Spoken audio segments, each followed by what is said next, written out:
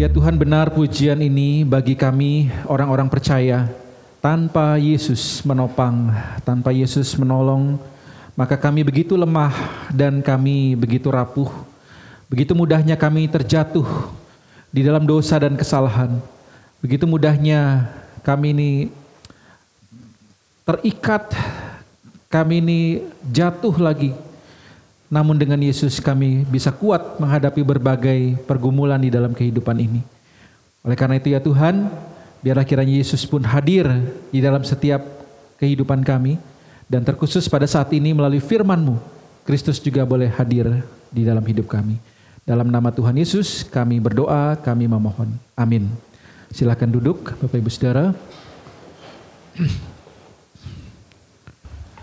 Kita bersyukur Bapak Ibu Saudara ya, bulan Juni kita masuki tidak terasa ya, setengah tahun dari 2025 ini kita sudah jalani. Dan pada bulan Juni ini secara khusus tema khotbah yang akan disampaikan di mimbar ini adalah tentang bulan pelayanan. Nah saudara, tema pada hari ini dimulai dari pelayan Tuhan yang beriman. Tentu saudara, maksudnya bukan berarti tema khotbah hari ini hanya ditujukan bagi mereka yang sudah pelayanan atau sudah ambil pelayanan di gereja. Karena pada dasarnya setiap kita orang percaya itu adalah pelayan Tuhan, saudara ya. Jadi bukan hanya yang terlibat aktif, karena pelayanan itu bisa jadi di dalam gereja, bisa jadi di luar gereja. Dan meskipun memang tentu pelayanan di dalam gereja ini tentu mengharapkan juga keterlibatan Bapak Ibu semuanya. Namun kita semua adalah seorang pelayan di hadapan Tuhan. Dan memang kita seorang pelayan karena Tuhan juga memberikan teladan bahwa Dia juga adalah seorang pelayan. Dia bahkan Tuhan yang melayani. Nah, masa kita sebagai manusia merasa lebih tinggi dari itu dan tidak mau melayani, saudara ya.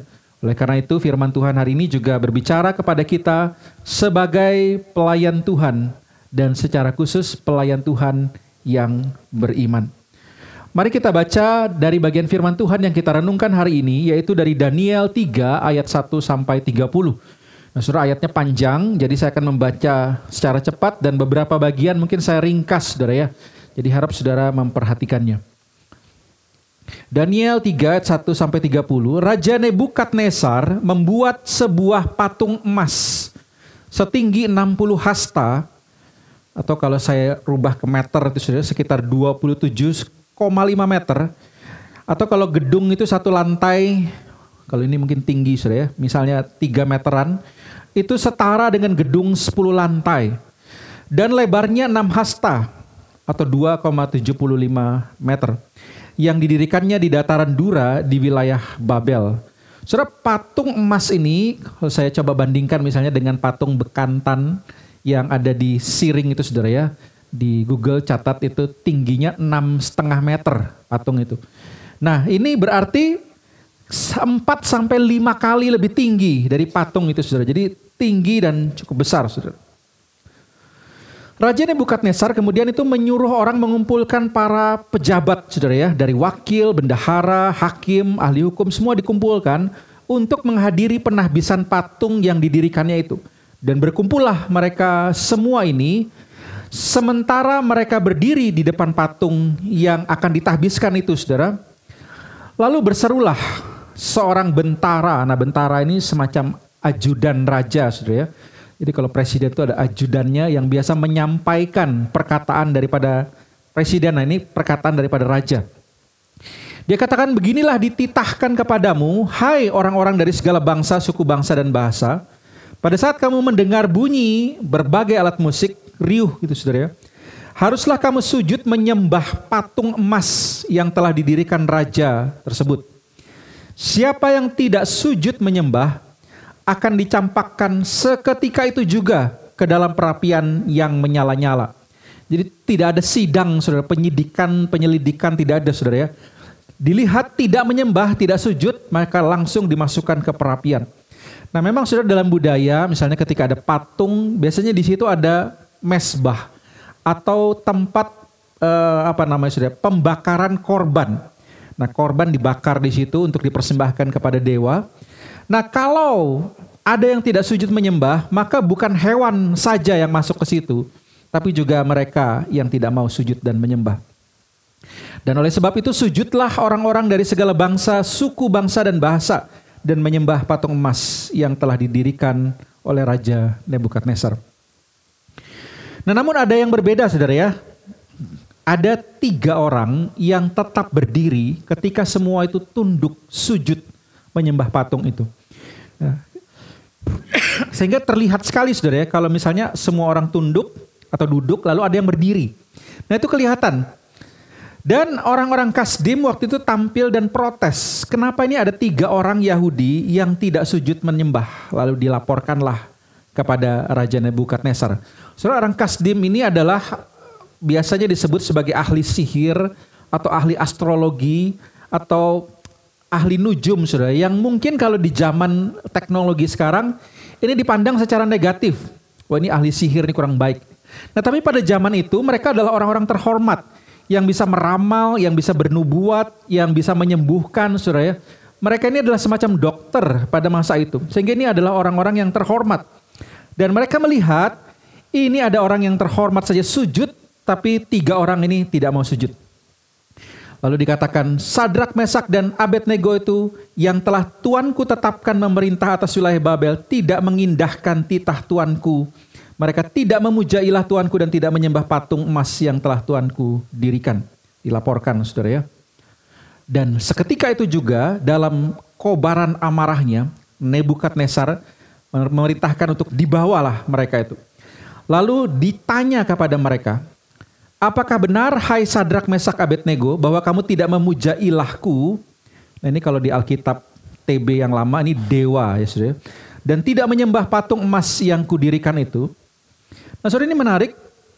Kenapa ditanya gitu ya? Karena sebenarnya Raja Nebukadnezar sudah melihat sendiri dan sudah tahu bahwa mereka bertiga ini tidak menyembah atau tidak sujud pada saat itu. Nah, tapi dia tanya, saudara, bukan karena dia tidak tahu, tetapi dia ingin memastikan apakah ini benar-benar serius, tidak mentaati titah raja. Sehingga dikatakan sekarang jika kamu bersedia, oke, tadi misalnya kamu tidak mau tunduk, dikasih sekali lagi kesempatan.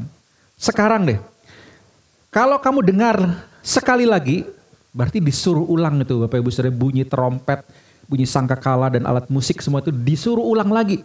Demi mereka bertiga. Kalau kamu dengar lagi, maka kamu sujud menyembah patung, beres gitu ya, nggak ada masalah.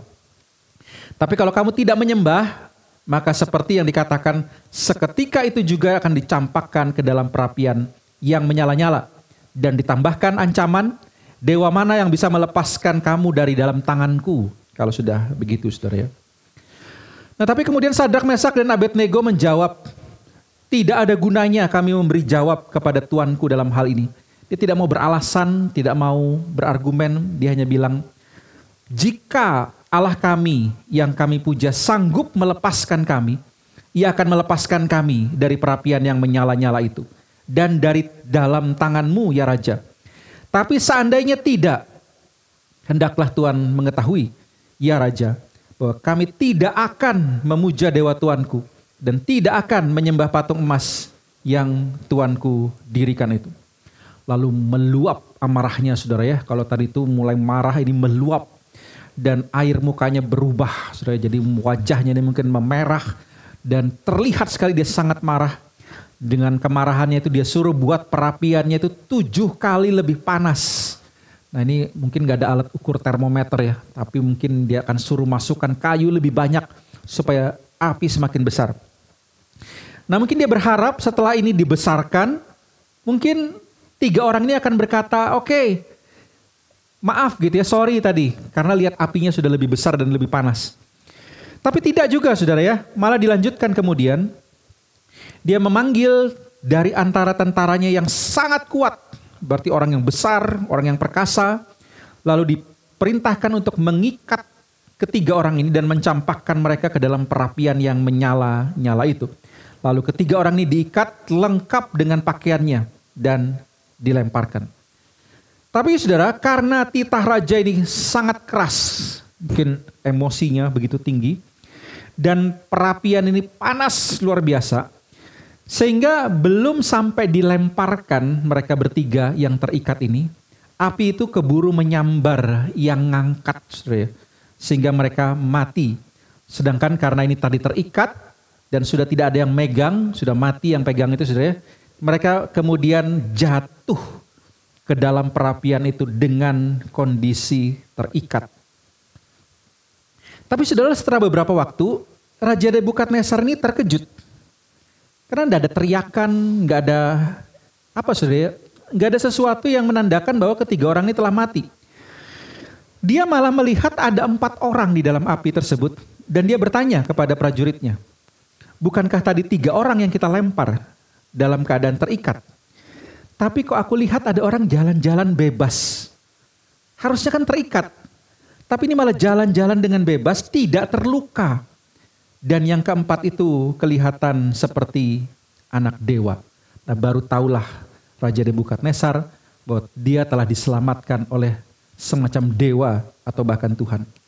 Lalu akhirnya Raja Nebukadnezar ini mendekati pintu itu, lalu kemudian memanggil Sadrak, Mesak, dan Abednego. Keluarlah dan datanglah. Dan kemudian disaksikan oleh para pejabat pada saat itu, mereka melihat bahwa tubuh orang-orang ini tidak dikuasai oleh api atau tidak mempan oleh api. Bahwa rambut di kepala mereka tidak hangus sedikit pun. Jubah mereka tidak berubah apa-apa, tidak terbakar apapun. Bahkan bau kebakaran pun tidak ada pada mereka. Nah, melihat ini saudara, berkatalah Nebukadnezar, terpujilah Allah Sadrak, Mesak, dan Abednego yang telah mengutus malaikatnya dan melepaskan hamba-hambanya yang mempercayakan diri kepadanya. Lalu dia bertitah saudara ya, bahwa siapa yang menghina Allahnya Sadrak, Mesak, dan Abednego akan dipenggal-penggal saudara ya. Berulang kali ini berarti dipotong-potong saudara. Dan rumahnya akan dirobohkan menjadi timbunan puing karena dia tidak pernah melihat ada ilah lain atau makhluk ilahi lain yang dapat melepaskan umatnya sedemikian. Lalu raja memberikan kedudukan tinggi kepada Sadrak, Mesak, dan Abednego. Saudara, ini kisah yang luar biasa saudara ya, di mana ada 3 orang yang bahkan menentang kehendak raja lalu dibakar dengan api yang luar biasa panasnya. Tapi mereka tidak apa-apa, bahkan raja akhirnya mengakui bahwa Tuhan yang disembah Sadrak, Mesak, dan Abednego itu melebihi segala sesuatunya. Nah saudara, mereka kemudian diberikan kedudukan yang tinggi. Saudara, sebelum kita lebih jauh merenungkan saudara ya dari bagian ini, ada satu berita yang saya baca mungkin beberapa waktu lalu saudara ya, yaitu satu berita itu judulnya gini saudara, Cina dituduh copot gambar Yesus di gereja diganti dengan Xi Jinping saudara ya. Ini presiden Cina. Jadi kisahnya ada satu gereja itu kemudian didatangi oleh aparat lokal, lalu disuruh ganti foto Yesus itu dan salib itu dengan gambar atau foto pemimpin mereka, presiden mereka dan Mao Zedong gitu ya, 2 gambar itu. Nah ini bukan perintah Xi Jinping, bukan perintah presiden, tapi ini adalah oknum lokal sendiri saudara ya, yang tidak senang dengan keberadaan gereja itu. Dia tidak senang dengan orang-orang yang beribadah saudara, jadi bukan perintah dari presidennya. Lalu dia kemudian datang dan meminta itu diganti. Ngapain beribadah kepada Yesus? Bukankah yang memberi kesejahteraan kita itu presiden kita? Bukankah yang memelihara kita, negara kita bisa makmur itu bukan Yesus, presiden kita? Ngapain kamu sembah Yesus itu? Sehingga disuruh ganti aja dan sembah presidennya. Lalu salib kalau bisa diganti juga saudara ya. Nah tentu saja mereka tidak mau dan menolak saudara ya. Sehingga satu yayasan Open Doors itu mengatakan bahwa telah terjadi penangkapan seorang misionaris dan sebuah keluarga Kristen yang percaya Yesus dan dibenamkan di dalam lumpur dan dianiaya. Jadi mereka ini tidak mau mengganti foto Yesus itu saudara ya. Sehingga akhirnya si oknum inilah yang menggantinya. Lalu mereka ditangkap dan dibenamkan itu ke dalam lumpur saudara ya. Tinggal mungkin wajahnya pun penuh dengan lumpur. Lalu mereka dianiaya, dipukulin saudara ya, supaya mereka itu tidak lagi menyembah Yesus. Namun menarik saudara ya, kalimat yang keluar dari mereka yang teraniaya itu saudara, dia katakan begini. Kamu bisa mengotori baju saya, kamu bisa merusak pakaian saya, Kamu bahkan mungkin bisa memukuli saya hingga berdarah. Tapi tidak iman saya kepada Yesus. Oh saudara, perkataan ini mungkin sudah jarang kita dengar saudara ya. Bahkan dia berani mengatakan silahkan mau kotorin pakaian saya, mau hancurkan, mau aniaya. Tapi iman saya tetap teguh kepada Yesus. Saudara, mungkin kisah ini saudara ya adalah bisa jadi kalimat yang sama juga dikatakan oleh Sadrak, Mesak, dan Abednego. Mungkin mereka akan mengatakan juga kepada mereka yang telah melemparkan dia ke dalam api itu saudara. Kamu boleh menghancurkan tubuh saya dengan api, tetapi tidak iman saya kepada Allah. Nah saudara, dari kisah ini saudara ya, kalau kita misalnya berefleksi sedikit, bagaimana dengan umat Tuhan hari ini? Apakah para pengikut Yesus atau kita hari ini masih punya iman yang sedemikian teguh? Yang mungkin berkata, kamu boleh lakukan apa saja, tapi iman saya tetap teguh, saya tidak akan tinggalkan. Ataukah apa kita hari ini dapat disebut sebagai pelayan Tuhan yang beriman? Atau jangan-jangan hari ini kita hanya disebut sebagai mungkin jemaat atau murid atau pelayan yang hanya melayani Tuhan, hanya menjadi murid ketika kondisi baik-baik saja. Ketika kondisi aman. Tetapi ketika ada pencobaan, ada ujian, sesungguhnya tidak didapati iman di dalam hal tersebut. Nah mari saudara, kita masuki firman Tuhan hari ini, kita mengecek diri kita apakah kita adalah pelayan Tuhan yang beriman. Bagaimana caranya saudara? Yang pertama, mari kita tanyakan pada diri kita, apakah pelayan Tuhan atau saya, pelayan Tuhan yang beriman itu adalah yang setia dan tidak kompromi tentang iman. Ini ciri seorang pelayan Tuhan yang beriman, saudara. Dia setia, dia tidak kompromi terhadap imannya. Nah bagaimana contohnya saudara ya, bagaimana mengenalinya? Misalnya saudara ya, kalau hari ini kita cari karyawan, persyaratan utama kita apa saudara ya? Saya nggak tahu kalau bos-bos cari karyawan, apakah yang penting hanya skillnya saja atau ada hal-hal tertentu, saudara. Atau kalau kita mencari pekerjaan, persyaratan utama kita apa terhadap pekerjaan itu? Oh, yang penting gajinya besar. Tidak peduli apakah itu mengkompromikan iman kita. Apakah mungkin wah pekerjaannya enak gitu ya? Tidak peduli apakah itu bertentangan dengan firman Tuhan atau tidak. Seorang anak muda saudara pernah berkata, dia berhenti dari pekerjaannya karena dia tahu pekerjaan itu tidak memuliakan nama Tuhan. Meskipun gajinya besar katanya, meskipun di sana kerjaannya enak, gampang sekali mendapatkan uang. Tapi ada satu hal yang dia bilang tidak nyaman bagi dia, yaitu dia itu tidak bisa ibadah. Karena minggu sering masuk kerja, lalu kemudian tidak ada libur saudara sama sekali di hari Minggu itu, di mana mungkin biasa ada 2 jam, 3 jam bisa ibadah, tapi dia tidak ada saudara ya. Bahkan model perusahaannya ini betul-betul fokus. Pokoknya uang gitu saudara. Bahkan cara-caranya mungkin tidak berkenan di hadapan Tuhan. Akhirnya dia bilang, mending saya cari pekerjaan yang lain. Nah kalau kita cari pekerjaan, apa persyaratan utama kita? Atau bahkan mungkin yang belum menikah misalnya. Kalau cari pasangan hidup, persyaratan utama kita apa? Siapa yang belum menikah? Apa persyaratan utamanya? Evan? Apa Evan? Yang penting? Wah. Kalau di sini ngomongnya yang penting seiman musuh. Ya itu didikannya itu ya. Nah, tapi apakah benar itu ya? Benar, terucap itu benar. Atau jangan-jangan sebenarnya ya banyak orang yang syarat utamanya bukan itu. Yang penting dia cantik, manis, kaya gitu ya. Masalah iman gampang dinegosiasikan gitu ya. Entah dia ikut saya atau saya ikut dia. Wah ini berarti saudara, iman kita itu bisa kompromi. Artinya kita tidak setia dan gampang sekali mengkompromikan iman kita. Nah saudara, tetapi berbeda dengan Sadrak, Mesak, dan Abednego. Ketika kemudian mereka harus berhadapan antara menyembah patung emas itu, mengkompromikan imannya, dengan menghadapi hukuman raja yang mengatakan seketika itu juga akan dilempar ke api yang menyala-nyala, maka mereka setia dan tidak mau berkompromi tentang iman yang mereka pegang, saudara. Saudara, terlebih dahulu kita baik sekali, saudara, kalau kita paham siapa Sadrak, Mesak, dan Abednego ini, saudara. Atau sebenarnya kalau di kitab Daniel ada plus Daniel, saudara ya. Kadang-kadang mereka diceritakan terpisah. Mereka ini adalah tawanan karena kekalahan atau kehancuran Yerusalem di tangan kerajaan Babel. Raja Nebukadnezar itu Raja Babel.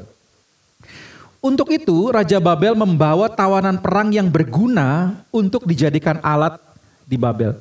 Sehingga mereka ini sebenarnya menjabat itu saudara satu, apa istilahnya, untung, syukur gitu ya, dikasih jabatan.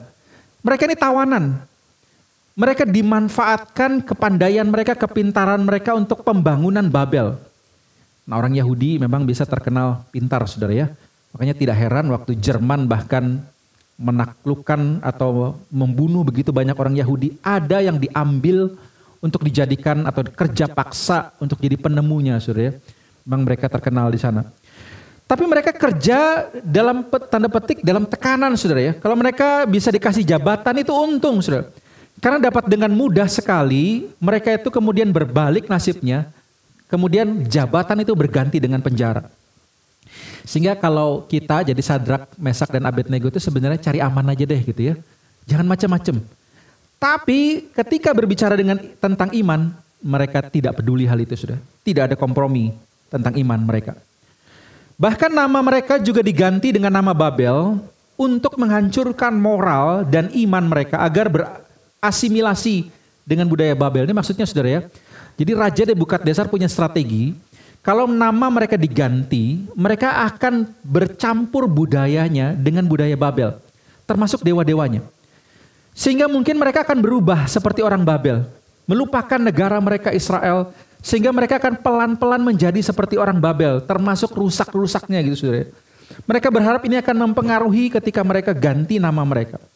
Selain itu, agar mereka juga tidak punya harapan akan kembali mendirikan negara Israel waktu itu yang telah dihancurkan oleh Babel, saudara, atau Yerusalem. Sehingga mereka tidak lagi punya impian mau kembali membangun, sudah di Babel saja gitu ya. Mereka menjadi tawanan, mereka menjadi alat yang dipakai oleh bangsa Babel.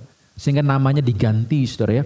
Nama aslinya Sadrak, itu yang tadinya Hananya, artinya Tuhan itu murah hati. Diganti oleh raja menjadi perintah dari aku. Jadi Sadrak itu sebenarnya nama yang menghina Tuhan. Tuhan itu murah hati diganti dengan perintah dari aku. Aku itu dewa bulan bangsa Babel. Lalu kemudian Mesak, nama Ibraninya, Misael nama Ibraninya yang berarti siapakah seperti Allah, diganti dengan Mesak yang artinya siapakah seperti aku, dewa Babel. Jadi ini seperti mengolok saudara ya, yang tadinya seperti Allah Yahweh diganti dengan seperti dewa Babel. Lalu kemudian Abednego, itu nama Ibraninya adalah Azaria yang artinya Tuhan adalah penolongku. Lalu diganti dengan Abednego yang artinya hamba dewa Nego atau Nebo, saudara ya, dewa dari Babel. Nah sebenarnya ada satu nama lagi saudara ya yang tidak ada dalam kisah ini, itu Daniel yang artinya Allah adalah hakimku, juga diganti namanya jadi Beltsasar yang artinya dewa Bel melindungi raja. Saudara menarik ya, di kitab Daniel ini hanya nama Daniel yang disebutkan dengan nama Ibrani. Sementara yang lainnya itu nama Babel. Kenapa saudara ya? Karena memang kitab Daniel itu ya ditulis Daniel. Jadi dia memakai nama Ibraninya. Sedangkan teman-temannya dia catat menggunakan nama Babel. Namun saudara sekalipun nama diganti, mereka tetap teguh. Nama boleh diganti. Pakaian boleh diganti. Pakaian Israel mereka diganti oleh pakaian Babel. Namun iman mereka tidak berubah. Isi mereka tidak berubah. Mereka tetap setia. Tidak kompromi tentang iman kepada Allah. Raja Nebukadnezar boleh memaksa mereka melakukan pekerjaan lain untuk Babel. Tetapi tidak jika terkait iman mereka kepada Allah. Raja misalnya paksa suruh atur ini, atur itu. Mereka lakukan dengan baik. Bahkan mereka lakukan dengan berintegritas. Tetapi jika itu terkait dengan iman mereka kepada Allah, maka mereka setia dan tidak pernah kompromi dengan iman. Nah saudara, bagaimana dengan kita hari ini saudara? Bukankah terkadang ujian kesetiaan itu datang menantang kita untuk mengkompromikan iman kita?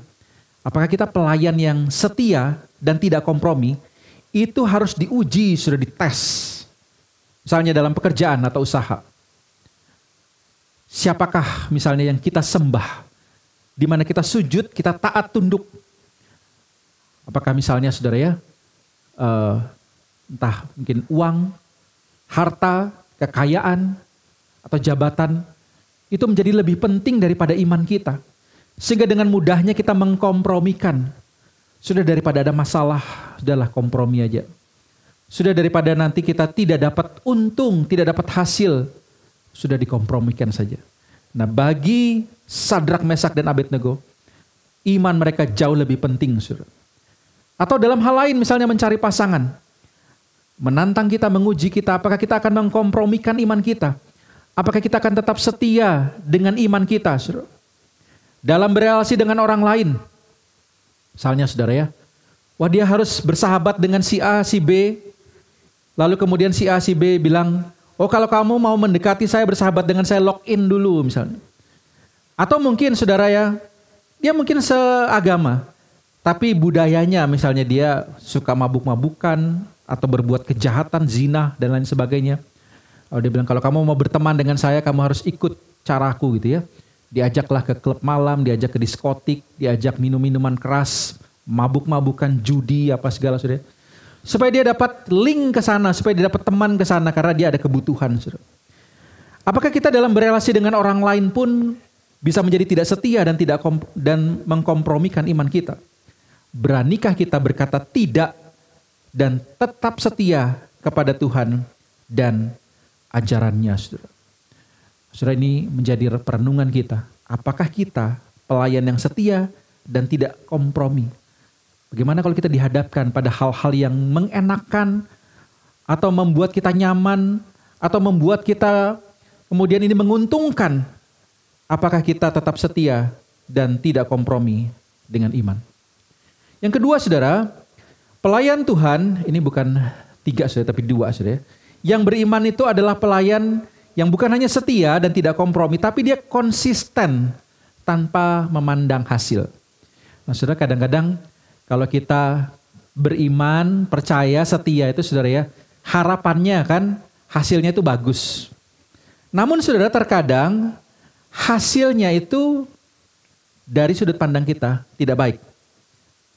Sehingga saudara, ini adalah harga yang harus dibayar ketika kita beriman secara konsisten. Dan berani bayar harga ini adalah sesuatu yang langka saat ini. Misalnya saudara, kita ingin lancar. Kita tidak ingin ada masalah. Sehingga sogok, suap, yang penting ada hasilnya gitu saudara. Sehingga bayar harga konsisten beriman, ini menjadi sesuatu yang langka hari ini. Tapi bagi Sadrak, Mesak, dan Abednego, dia punya konsisten dalam imannya, saudara. Sehingga ketika dia dihadapkan pada perapian yang menyala-nyala itu, dia berkata kepada raja, kalau Allah yang kami puja itu sanggup melepaskan kami, ini bukan arti dia ragu, saudara.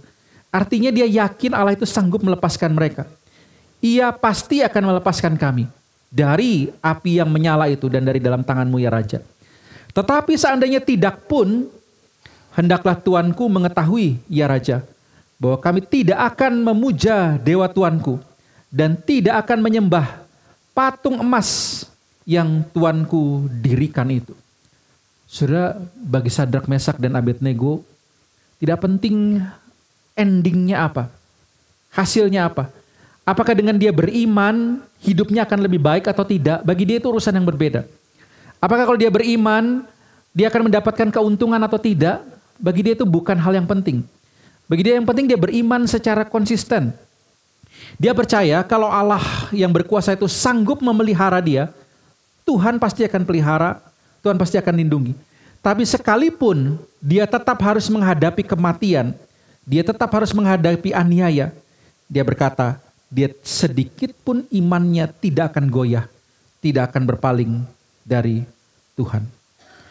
Nah, saudara, yang perlu kita renungkan pada hari ini adalah, apakah hari ini kita beriman, tapi iman kita itu transaksional dengan Tuhan.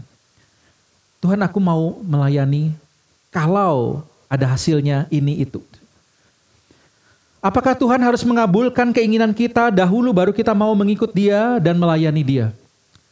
Tuhan, kalau kamu kabulkan doaku, harapanku, aku pasti melayani Tuhan.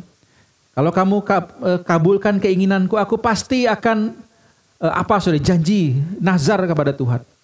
Apakah Tuhan harus mengabulkan dulu itu, saudara, baru kita mau mengikut Dia dan melayani Dia?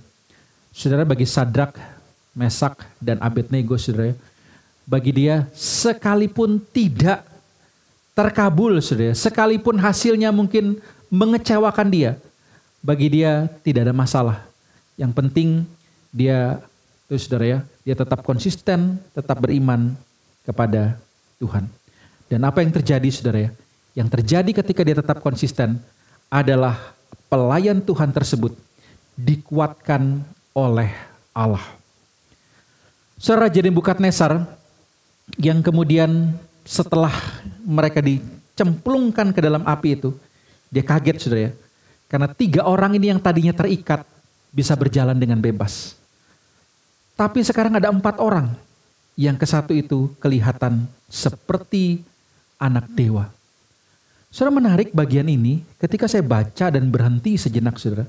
Ada satu fakta yang cukup mengejutkan, saudara. Ternyata Tuhan tidak membebaskan mereka itu dari tangan raja ini, saudara. Tuhan tidak istilahnya mengintervensi sehingga raja tidak jadi menghukum mereka dalam perapian itu. Tapi Tuhan membiarkan, saudara ya, mereka dimasukkan ke dalam api yang menyala-nyala itu. Bahkan mereka masuk dengan tubuh terikat. Tetapi apa yang Tuhan lakukan? Ia membuat mereka mampu berjalan dengan bebas dalam perapian yang menyala itu. Saudara, Tuhan tidak mengeluarkan mereka dari perapian yang menyala-nyala itu. Tapi Tuhan membuat mereka mampu bertahan di perapian yang menyala-nyala itu, saudara. Saudara, terkadang Tuhan memang tidak memberikan kita pembebasan itu, saudara ya. Tuhan, lepaskan aku dari pergumulan ini. Tuhan, lepaskan aku dari kesulitan ini. Tetapi yang Tuhan lakukan bukan melepaskan kita. Tapi yang dia lakukan seperti yang Sadrak, Mesak, dan Abednego itu, dia hadir. Dia bersama-sama dengan kita. Dia menguatkan kita, membuat kita mampu berjalan dengan bebas di dalam setiap pergumulan itu. Dia mampu membuat kita, menguatkan kita, sehingga kita mampu bertahan di perapian yang mau menghanguskan kita itu. Sehingga dikatakan bahwa rambut pun tidak gosong, tidak ada bau kebakaran. Padahal dia di dalam api, di dalam kesulitan, di dalam penganiayaan. Saudara, satu lagu dari KPPK 301 berjudul God Had No Promise, saudara ya. Tuhan tak janji. Ini bukan berarti Tuhan tidak pernah janji, sudah banyak janji Tuhan. Tapi lagu ini ingin menunjukkan bahwa Tuhan sesungguhnya tidak pernah janji langit akan selalu biru. Akan ada mendung, jalan hidup lancar selalu. Akan ada perjalanan yang sulit, yang sukar. Tuhan tidak pernah menjanjikan bahwa cuaca itu akan selalu cerah, selalu terang. Akan ada badai, akan ada kesulitan. Dia tidak pernah berjanji bahwa mengikut Dia itu akan tidak ada susah, tidak ada pergumulan, aman selalu. Lagu ini menyatakan Tuhan tidak janji hal itu. Namun yang Ia janjikan, Ia meneguhkan, Ia memberikan kita perteduhan, kedamaian, ketenangan, menolong kita dalam menghadapi ujian. Kasih-Nya tidak berkesudahan, kesetiaannya itu. Saudara, ketika kita beriman kepada Tuhan, kita mau setia, kita tidak kompromi terhadap dosa, mungkin kita akan menghadapi ancaman, saudara. Mungkin kita akan dikucilkan. Atau bahkan, saudara ya, ketika kita konsisten, mungkin saja hasil kekonsistenan kita membuat kita itu seperti dijerumuskan atau dilempar ke dalam api, menghadapi ujian yang begitu berat, yang seolah-olah kematian menghadang di depan mata, saudara. Tapi ini janji Tuhan, saudara. Ketika engkau beriman, maka engkau akan dikuatkan oleh Allah. Maka engkau akan diberikan Dia keteduhan, diberikan pertolongan dalam menghadapi ujian tersebut. Saudara, gambar yang ada di samping ini adalah gambar Kristus di Getsemani, saudara. Dia menghadapi pergumulan yang berat. Satu kali Dia pun memohon kepada Bapa, jikalau sekiranya mungkin, biarlah cawan ini lalu daripadaku. Tapi dia tutup kalimatnya dengan, namun kalau Tuhan berkehendak, biarlah kehendak Tuhan yang jadi. Karena dia tahu saudara ya, kalau memang itu kehendak Tuhan, maka Tuhan akan memberikan kekuatan. Bapa yang di sorga itu akan memberikan kekuatan kepadanya, memampukan dia untuk menjalani segala hal yang harus dihadapi, termasuk peristiwa salib tersebut, saudara. Lalu saudara, apa yang terjadi dengan pelayan Tuhan yang setia, yang tidak kompromi, pelayan Tuhan yang konsisten terhadap imannya? Dia bukan hanya dikuatkan oleh Tuhan, tapi dia dijadikan kesaksian bagi orang lain. Saudara, kisah ini ditutup dengan satu pujian kepada Tuhan oleh Nebukadnezar. Dia berkata, terpujilah Allah Sadrak, Mesak, dan Abednego. Ia telah mengutus malaikatnya dan melepaskan hamba-hambanya. Saudara, ingatlah, dalam pergumulan iman kita, bisa jadi saudara, itu jadi kesaksian yang hidup bagi banyak orang. Bagaimana ketika kita setia, kita tidak kompromi, lalu mendatangkan pergumulan. Di mana ketika kita konsisten, iman kita itu mendatangkan kesulitan. Tapi dalam kesulitan itu orang justru melihat bagaimana Tuhan memelihara, Tuhan melindungi. Maka itu jadi kesaksian bagi orang lain. Saudara, Fanny Crosby, penulis 8.000 him, salah satunya berjudul Ku Berbahagia. Saudara, seorang yang buta, dia bahkan berkata, jika saya punya pilihan, saya akan tetap memilih untuk buta. Karena ketika saya meninggal dalam keadaan buta, maka wajah pertama yang akan saya lihat adalah wajah juru selamat saya. Saudara, Fanny Crosby saudara ya, adalah seorang penulis 8.000 him, lagu-lagu yang memberkati banyak orang. Orang bertanya, kenapa tidak minta Tuhan menyembuhkan matamu? Saudara, dia menyerahkan semuanya kepada Tuhan. Kalau Tuhan memang ingin dia dalam kondisi tersebut, dia tidak pernah ingin mundur dari pelayanannya. Dia mungkin punya banyak alasan untuk tidak melayani Tuhan karena dia buta. Tapi dia tidak pernah berhenti untuk melayani Tuhan. Bahkan sudah dalam kondisi buta, dia berkata, seandainya saya bisa pilih, saya tetap pilih buta supaya saya ketika meninggal, saya bertemu dengan Tuhan dan wajah pertama yang saya lihat itu adalah wajah Kristus. Dia tidak pernah kecewa dengan Tuhan, saudara, dalam kondisi, dalam pergumulan. Gracia Epifani, dia menciptakan satu lagu, walau ku tak dapat melihat. Saudara, dia benar-benar tidak dapat melihat, saudara ya. Beda dengan kita mungkin yang bisa punya penglihatan dengan baik. Tapi dia tetap setia melayani Tuhan. Pergumulan tidak menghentikan dia melayani Tuhan. Hari ini saudara, banyak murid Tuhan, umat Tuhan, yang sedikit-sedikit berhenti pelayanan. Sedikit-sedikit resign. Saya tidak pelayanan dulu. Ada pergumulan, ada kesukaran, saudara. Namun saudara, pelayan Tuhan yang beriman, saudara, justru menjadikan pergumulan itu sebagai sebuah kesaksian. Bagaimana imannya diuji. Apakah dia melayani Tuhan hanya ketika kondisi baik, hanya ketika kondisi mendukung, atau dia bisa menunjukkan kesetiaannya. Dia tidak pernah mengkompromikan imannya. Dia tidak tertarik kepada hal yang bisa menarik dia dari Tuhan. Dia konsisten senantiasa imannya. Sekalipun saudara, meskipun hasil dari imannya ini adalah mungkin sesuatu yang tidak nyaman bagi dia. Karena dia tahu Tuhan pasti menguatkan dan hidupnya akan jadi kesaksian bagi banyak orang. Saudara, hari ini kisah Sadrak, Mesak, dan Abednego sekali lagi mengingatkan kita, marilah kita menjadi seorang pelayan Tuhan, anak-anak Tuhan, murid Tuhan, yang memiliki iman, bukan hanya iman di masa sulit, tapi bahkan di masa sukar. Kita tetap setia, kita tetap konsisten, dan percaya, sekalipun Tuhan tidak memberikan kita seperti yang kita minta, tapi dia pasti menguatkan kita, dan bahkan hidup kita bisa jadi kesaksian bagi banyak orang. Saya akan tutup dengan satu kisah, saudara. Seorang keluarga, satu keluarga, ini biasa kayak kita di Banjarmasin ini, ya. Dia pindah ke satu kota, lalu kemudian di kota tersebut dia dapat satu gereja yang baik. Ini ngomong-ngomong bukan di Banjarmasin, ya. Dia dapat satu kota yang baik, dia dapat gereja yang baik, dia punya satu anak remaja, dan anak remaja ini dididik dasar iman yang kuat, yang teguh.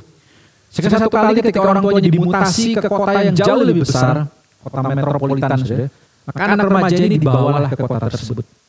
Sampai di kota tersebut, saudara, dia ketemu dengan anak-anak yang mungkin berbeda dengan selama ini dia ada di daerah. Sana dia ketemu dengan anak-anak yang pecandu, narkoba, suka tawuran, saudara, lalu kemudian kata-katanya kasar.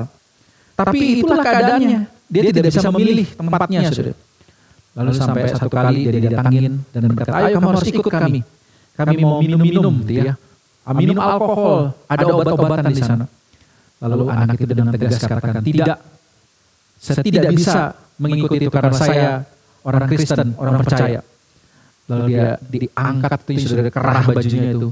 Dan kamu mau mati, gitu ya. Kalau kamu tidak gabung, kamu berarti cari mati, cari perkara. Lalu saudara, dia katakan kalimat mungkin yang seperti di awal tadi saya bilang. Kamu bisa hancurkan pakaian saya. Kamu bisa lukai tubuh saya. Tapi kamu tidak bisa hancurkan iman saya. Saudara, inilah pelayan Tuhan yang beriman, yang setia, yang tidak kompromi. Bahkan dia tidak peduli hasilnya apakah dia akan terluka atau apapun, dia tetap beriman kepada Tuhan. Dia tidak mundur dari imannya, saudara, seberat apapun pergumulannya. Dan puji Tuhan, kalau saya dengar endingnya itu cukup baik, saudara ya. Rupanya geng-geng ini ditangkap sama polisi, gitu ya. Lalu kemudian setelah dibina, dia taubat gitu. Lalu dia datengin si anak ini. Malah diinjilin gitu, saudara. Diajarkan yang baik. Wah, bayangkan kalau waktu itu dia ikut-ikutan, dia malah terikut, saudara. Tapi justru dia jadi saksi di sana. Bagaimana dia tetap bertahan, itu orang lihat dia bisa gitu ya. Karena dia adalah pelayan Tuhan yang beriman. Mari kita juga menjadi pelayan Tuhan yang beriman. Tunduk kepala, kita berdoa. Terima kasih Tuhan untuk hari ini, kisah Sadrak, Mesak, dan Abednego menolong kami mengingat bahwa kami semua adalah pelayan Tuhan. Dan pelayan Tuhan membutuhkan iman kepada Tuhan. Iman yang bukan hanya pada masa-masa baik, masa-masa nyaman, tapi bahkan di tengah pergumulan. Di sanalah justru kesetiaan itu diuji. Bagaimana kami tidak kompromi justru di masa-masa yang sukar. Oleh karena itu Tuhan, tolong kami umat-Mu semua boleh memiliki iman yang teguh sebagai seorang pelayan Tuhan. Tetap setia beriman, tetap setia melayani Tuhan. Bahkan apapun yang terjadi di dalam kehidupan kami, kami selalu ingat, kami rindu terus setia melayani Tuhan. Karena kami sadar, kami sudah lebih dulu diselamatkan oleh Tuhan, sudah lebih dulu dilayani oleh Tuhan. Terima kasih, ini syukur kami hari ini. Dalam nama Tuhan Yesus kami berdoa, bersyukur. Amin.